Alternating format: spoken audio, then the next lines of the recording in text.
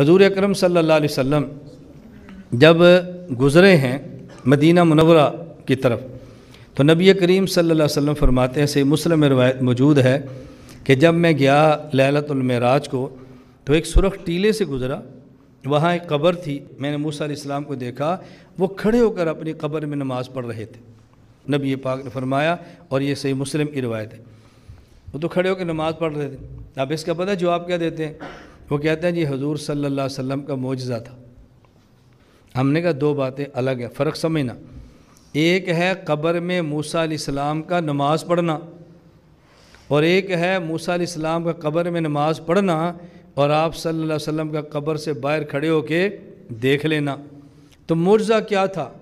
موسیٰ علیہ السلام کا قبر میں کھڑے ہو کے نماز پڑھنا معجزہ ہے یا نبی پاک کا دیکھ لینا معجزہ ہے؟ معجزہ موسیٰ علیہ السلام کا قبر میں کھڑے ہو کے نماز پڑھنا نہیں ہے، معجزہ یہ ہے کہ قبر کے اوپر مٹی موجود ہے اور اللہ کے نبی صلی اللہ علیہ وسلم پھر بھی دیکھ رہے ہیں۔ تو معجزہ نماز پڑھنا نہیں تھا بلکہ معجزہ آپ کا دیکھ لینا تھا۔ تو ہمارا عقیدہ قبر میں نماز پڑھنے کا ہے، ہمارا عقیدہ قبر میں دیکھنے کا نہیں ہے کہ ہر وقت قبر میں دیکھ لیتے ہیں، دونوں میں فرق ہے۔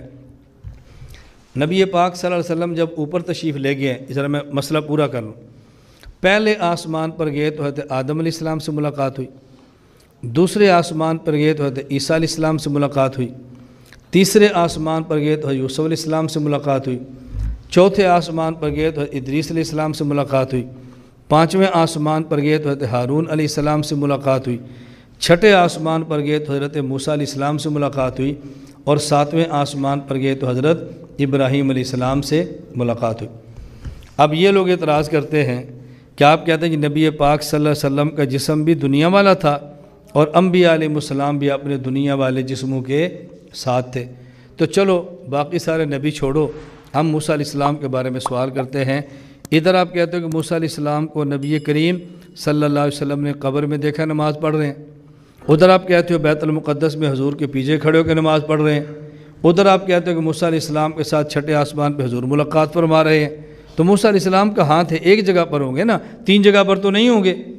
اس کا معنی ہے کہ ایک جگہ پر خود تھے اور دو جگہ پر جس پہ مثالی تھا۔ تو لوگ بڑی جلدی قائل ہوتے ہیں بات تو ٹھیک ہے، بات تو بڑی ٹھیک ہے، اور شبہات کو ڈالنے سے بندہ علامہ نہیں بنتا، شبہات کو ختم کرنے سے بندہ علامہ بنتا ہے۔ وہ میری گل سمجھ آئی تو انو میں نے کہا بات سمجھو، میں آپ سے پوچھتا ہوں، آپ یہ سوال کریں، میں پوچھتا ہوں مجھے تو جواب نہیں ملتا، شاید آپ کو مل جائے۔ میں نے کہا جب حضور پاک صلی اللہ علیہ وسلم موسیٰ علیہ السلام کی قبر کے پاس تھے تو تمہارا سوال ہے کہ قبر میں کون تھا؟ ہم نے کہا موسیٰ علیہ السلام۔ ہمارا سوال ہے قبر سے باہر کون تھا؟ حضور اکرم صلی اللہ علیہ وسلم۔ بیت المقدس مسجد اقصیٰ گئے ہیں تو پیچھے کون تھے؟ موسیٰ علیہ السلام۔ اچھا ہمارا سوال ہے کہ مصلی پر کون تھے؟ نبی پاک صلی اللہ علیہ وسلم۔ ساتویں چھٹے آسمان پر گئے تو تمہارا سوال ہے جی یہ کون ہے؟ موسیٰ علیہ السلام۔ ہم نے کہا جو ملاقات کر رہے ہیں یہ کون ہے؟ کہا جی حضور اکرم صلی اللہ علیہ وسلم۔ اب تمہارا سوال یہ تھا کہ موسیٰ علیہ السلام ایک ہے تو تین جگہوں پہ کیسے؟ ہمارا سوال ہے کہ حضور ایک ہے تو تین جگہوں پہ کیسے؟ جو جواب آپ دو گے وہی جواب ہمارا ہوگا۔ وہ کہتے ہیں جی حضور پاک صلی اللہ علیہ وسلم پہلے قبر کے پاس تھے، پھر مسجد اقصیٰ میں تھے اور پھر چھٹے آسمان پر تھے۔ ہم نے کہا موسیٰ علیہ السلام پہلے قبر میں تھے، پھر مسجد اقصیٰ میں تھے، پھر چھٹے آسمان پہ تھے۔ وہ جی وہ کیسے؟ ہم نے کہا یہ کیسے؟ کہ یہ تو حضور کا معجزہ ہے۔ ہم نے کہا موسیٰ علیہ السلام کا معجزہ ہے۔ نبی دنیا سے چلا جائے، نبی کی شریعت منسوخ ہوتی ہے، نبی کی نبوت منسوخ نہیں ہوتی۔ نبی کی شریعت منسوخ ہوتی ہے، نبی کی نبوت منسوخ نہیں ہوتی۔ تو موسیٰ علیہ السلام جیسے یہاں نبی تھے، قبر کے اندر ہے تو وہاں بھی آپ نبی ہیں، وہاں کون سا وہ نبی نہیں ہے؟ نبوت وہاں بھی رہتی ہے۔ اس لیے کوئی اور بات ہے تو وہ بتاؤ جو بندے کو سمجھ تو آئے نا، اور جس کا جواب نہ بن پڑے۔ اب چلے ایک مسئلہ میں درمیان میں عرض کر دوں، پھر اہم بات ہے میں وہ بھی سمجھاتا ہوں۔ مجھے ایک شخص کہنے لگا، گجرانوالہ کی بات ہے، میں بیان کے لیے گیا نوشہرہ ورقہ، وہاں بیٹھا تھا تو تین چار اکٹھے ہو کے آ گئے۔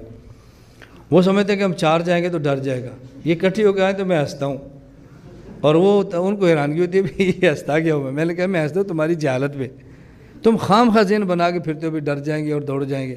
خیر وہ بیٹھ کے مجھے کہنے لگے کہ رسول اکرم صلی اللہ علیہ وسلم جب مکہ مکرمہ سے معراج کے لیے تشریف لے گئے تو آپ نے معراج پہ دیکھا کہ جو زنا کرنے والے مرد اور عورت تھے ان کے سامنے سڑا ہوا گوشت موجود ہے، وہ کھا رہے ہیں اور تازہ گوشت کو استعمال نہیں کر رہے۔ رسول اکرم صلی اللہ علیہ وسلم فرمایا یہ وہ لوگ ہیں کہ جن کی اپنی بیوی موجود ہے اور اس کے باوجود حرام کام کرتے ہیں۔ ٹھیک ہے، اچھا جی، رسول اللہ صلی اللہ علیہ وسلم نے دیکھا کہ کچھ لوگ ایسے تھے کہ جن کے اگلے اور پچھلے حصے سطر پر تھوڑا سا کپڑا لگا ہوا تھا اور باقی یہ بیل کی طرح پتھر اور زقوم کھا رہے تھے۔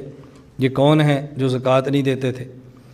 نبی کریم صلی اللہ علیہ وسلم نے دیکھا کہ خون کی نہر ہے اور اس کے اندر غوطے لگ رہے ہیں، اس کنارے پہ جاتا ہے وہاں پتھر لگتا ہے، اس کنارے پر جاتا ہے پھر وہاں پتھر لگتا ہے، ادھر آتا ہے پھر پتھر لگتا ہے۔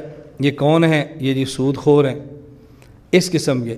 اچھا، کچھ لوگوں کو دیکھا ان کے تانبے کے ناخن ہیں اور اس سے اپنا زبان، چہرہ اور یہ چیر رہے اپنے سینے کو۔ یہ کون ہیں؟ یہ غیبت کرنے والے ہیں۔ کچھ لوگوں کو دیکھا کہ لوہے کی کینچیوں سے ان کی زبانیں اور ہونٹ کاٹے جا رہے ہیں۔ یہ کون ہیں؟ یہ بد عمل علماء اور وائسین ہیں۔ اب بات سمجھنا، مجھے کہتا ہے یہ سارا منظر جو نبی پاک صلی اللہ علیہ وسلم نے دیکھا تو یہ جہنم کا منظر تھا نا، جہنمی ہے؟ میں نے کہا جی ہاں، جہنمی منظر ہے۔ اچھا، وہ کہتا ہے آپ لوگ کہتے ہو کہ عذاب ہوتا ہے جسم کو، ہم کہتے ہیں جسم کو عذاب نہیں ہوتا، روح کو ہوتا ہے۔ تو نبی کریم صلی اللہ علیہ وسلم معراج کے لیے اوپر گئے تھے یا نیچے گئے تھے؟ میں نے کہا جی اوپر گئے تھے، تو جسم تو نیچے ہوتا ہے۔ اگر یہ جسم کو عذاب ہوتا تو پھر نیچے ہوتا نا، آپ تو اوپر گئے ہوئے ہیں، اس کا مطلب کہ جسم کو عذاب نہیں ہوتا بلکہ روحوں کو عذاب ہوتا ہے۔ میں نے کہا تو سوال کر کے صحیح پھنسا، تو اس سے نکل نہیں سکتا۔ مجھے کہتا ہے جی کیسے؟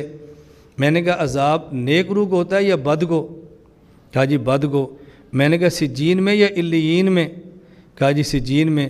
میں نے کہا سجین اوپر ہے یا نیچے ہے؟ کہا جی نیچے ہے۔ تو میں نے کہا پھر اوپر کس کو عذاب ہو رہا تھا؟ حضور اکرم صلی اللہ علیہ وسلم معراج کے لیے اوپر گئے تھے یا نیچے گئے تھے؟ جی اوپر گئے تھے نا، اور عذاب کہاں دیکھ رہے ہیں؟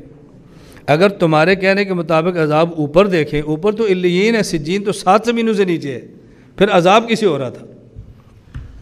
اب اس کا علم تو ختم ہو گیا، انہوں نے تھوڑا سا رٹا ہوتا ہے بات ختم ہو جاتی ہے۔ میں نے کہا بیٹا اب اچھی طرح بات سمجھ لیں۔ نبی کریم صلی اللہ علیہ وسلم نے 2 روایتیں کہ آپ نے کہاں دیکھا۔ ایک روایت ہے کہ جب آپ مکہ مکرمہ سے مدینہ منورہ جا رہے تھے تو راستے میں دیکھا۔ یہ جو راستے میں دیکھا یہ سفر اوپر کا نہیں تھا، زمین کا تھا۔ تو اب زمین پہ دیکھا نا، اور جسم کہاں پر ہے؟ زمین پہ۔ اس کا معنی ہے کہ جسم میں عذاب ہو رہا ہے جو کہ جسم ہے، جسم کو ہو رہا ہے جو کہ زمین پر ہے۔ اور دوسری روایت کہ آپ جب یہاں نہیں، آپ نے اوپر دیکھا ہے، اس کا معنی یہ نہیں ہے کہ جن کو دیکھا وہ اوپر تھے۔ 2 باتیں، ایک ہے جن کو دیکھا وہ کہاں تھے، ایک یہ کہ جس نے دیکھا وہ کہاں تھا۔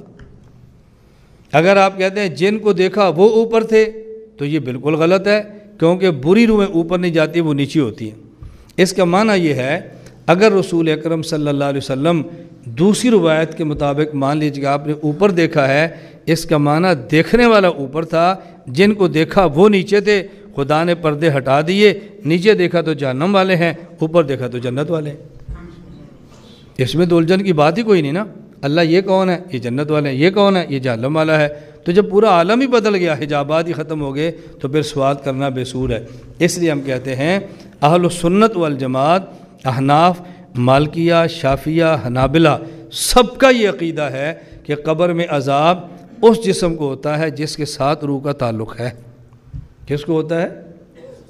اس جسم کو جس کے ساتھ روح کا تعلق۔ فرق اتنا ہے کہ قبر میں عذاب پہلے روح کو ہوتا ہے اور روح کے واسطے سے جسم کو ہوتا ہے بس۔ اور میں اس کو سمجھانے کے لیے کہا کرتا ہوں، بالکل ایسے ہی ہے جیسے کہ آدمی سویا ہو تو ایسے ڈر کے اٹھ جاتا ہے، پوچھو کیا ہوا؟ کہتا ہے مجھے سانپ کاٹ رہا تھا۔ اب یہ سانپ جسم کو کاٹ رہا ہے یا روح کو؟ سانپ روح کو کاٹتا ہے اور ڈرتا جسم ہے۔ اسی طرح قبر میں مسلط سانپ روح پہ ہوتا ہے، لیکن روح کا تعلق جو کہ جسم سے ہوتا ہے، تو جسم بھی اس عذاب کو محسوس کر رہا ہوتا ہے۔